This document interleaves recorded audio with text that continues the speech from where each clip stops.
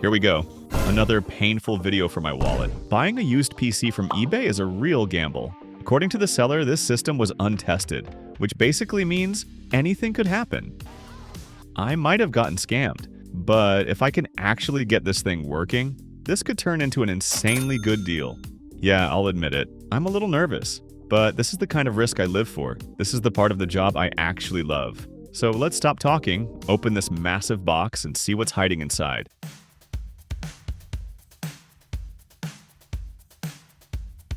At first glance, this is definitely not your typical gaming PC. This is a server machine. And the reason is obvious. We've got two CPU, two liquid coolers that honestly look insanely cool, and a motherboard packed with RAM slots and PCIe X 8 lanes everywhere. Alright, I'm not going to hype this thing up too much just yet, because none of that matters if it doesn't even turn on. So let's plug it in and hope for the best.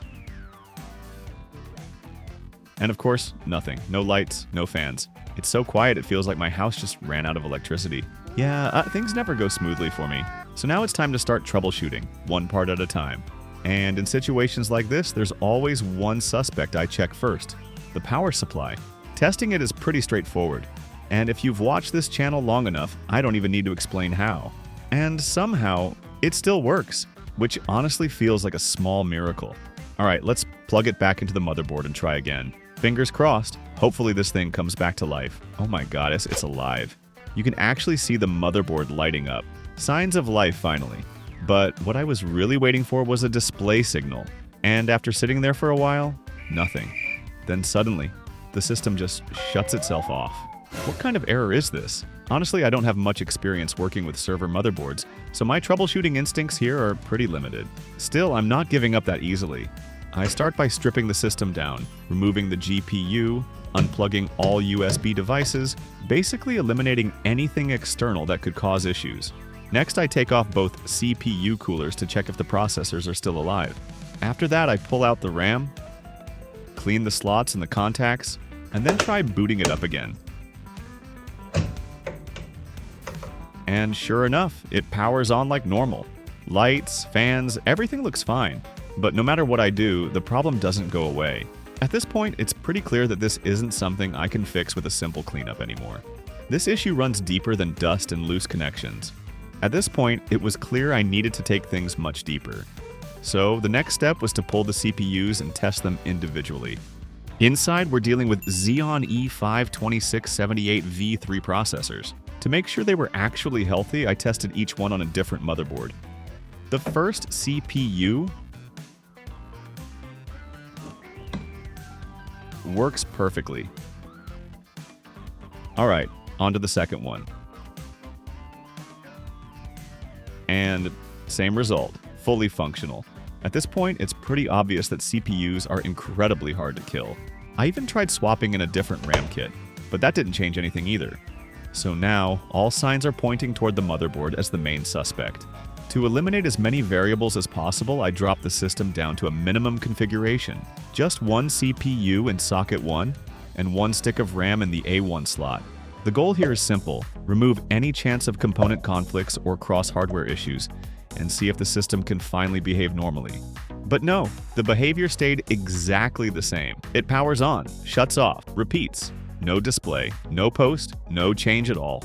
At this point, the feeling wasn't frustration anymore, it was helplessness. From a hardware perspective, I had tested almost everything that could be tested. Every single component worked perfectly fine in a different system. So when there was nothing left to suspect physically, I started looking for answers in the only place left: online.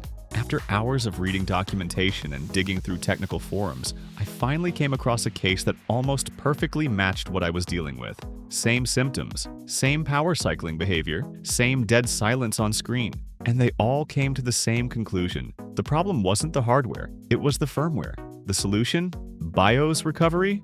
It sounds simple, but in this situation it made terrifyingly good sense. If the motherboard still had power and was still responding, there was a good chance the BIOS was corrupted, stuck in a state where it simply couldn't boot. So I decided to try it. I prepared a USB drive with the correct BIOS file and switched the motherboard into recovery mode. Quick note before we continue: this step involves a lot of details and potential risk that I simply can't cover fully due to time limits. If you're planning to try something like this yourself, please do your research carefully, or even better, consult someone with real experience before attempting it. At this point, this was my last real shot, and then, oh my god, it worked! The system finally posted and went straight into the BIOS, and that's when it really hit me. The screen lit up, no error codes, no endless reboot loop, just a clean, simple BIOS screen staring back at me. I'm not exaggerating, I just sat there for a moment, staring at it, almost afraid to breathe. Alright, now it was time to put everything back together. I reinstalled the second CPU and the remaining RAM, hoping the system would finally behave like a normal machine. And thankfully, it did. So let's check the specs. We're running two Xeon E52678 V3 CPU, each with 12 cores and 24 threads. That's a total of 24 cores and 48 threads. In multi-core performance, the system scores an impressive 9,063 points, although single-core performance is much lower, sitting at around 334. The motherboard is a Supermicro X10DR-Li, paired with 32 GB of DDR4 memory at 2,133 MHz. And for graphics, we've got a GTX 1050 Ti with 4 GB of VRAM. Not long after that, the system suddenly lost display out of nowhere. No warning, no blue screen, just dead. I tried rebooting it, nothing happened. At that point, I was honestly stuck. No clear cause, no obvious failure. Then, after letting it sit for a while, I powered it on again, and it worked like nothing had happened. That's when it clicked. I immediately suspected the liquid cooler, so I checked it by hand. And yeah, it wasn't cool at all. No heat transfer. That was the smoking gun. The water cooler had failed, which meant the CPU was overheating and hard crashing the system. So I ditched the liquid cooler and slapped on 2 new air cooling fans instead. After that, the system finally became stable again.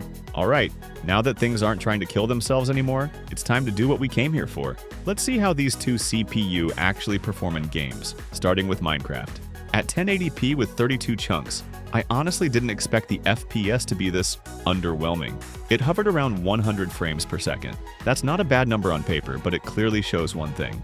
This system wasn't built for gaming. Most games care way more about single-core performance, and that's not exactly the strong point of this CPU setup. But then I tried something different. Here's the trick.